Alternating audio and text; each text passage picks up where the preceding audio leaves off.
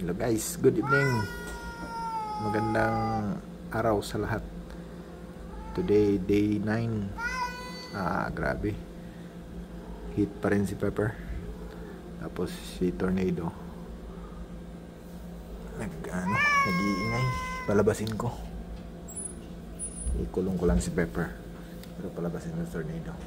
Tornado, come. Come. Si Bella. Si Bella. Tatago. Tornado. Come. Come. Ayan o. Tornado. Lalabas yan. Ayan. Lumabas na. Doon. Papasok. Kulong ko lang si Pepper, pero hindi mabuntis. Baka sasakyan na naman. Yan ko muna sa Tornado. Siya na naman yung papasyal dito sa labas ng kwarto.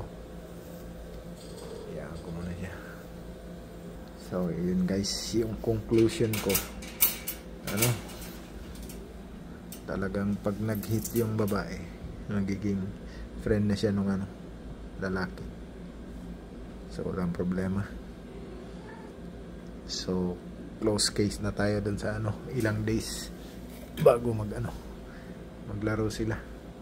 Hindi talaga sila maglalaro, yung lalaki tsaka babae, kasi adult na masyado yung lalaki, tsaka hit na siya.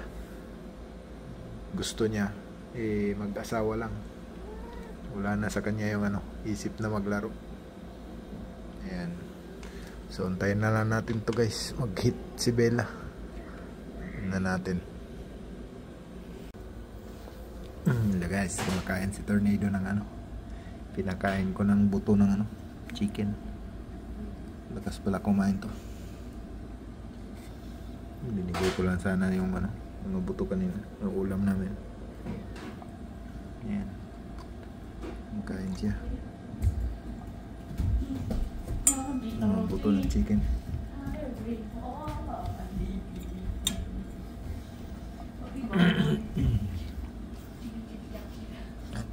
Habang kumakain, sinusuklay ko.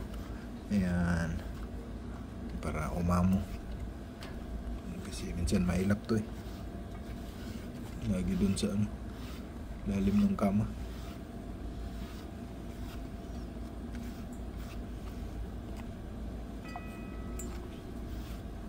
Ayan, malakas pala kumain to ng hindi ko alam. Ayan, pagkainin ko to para kondisyon. Laki ng katawan, di ulo. Ayan si Tornado guys, malaki yan, 5 kilos yan. Gawin ko siyang 9 kilos to 10 kilos kung kaya. Laki mo. Tornado!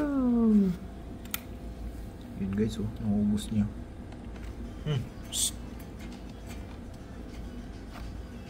niya guys. Thank you guys.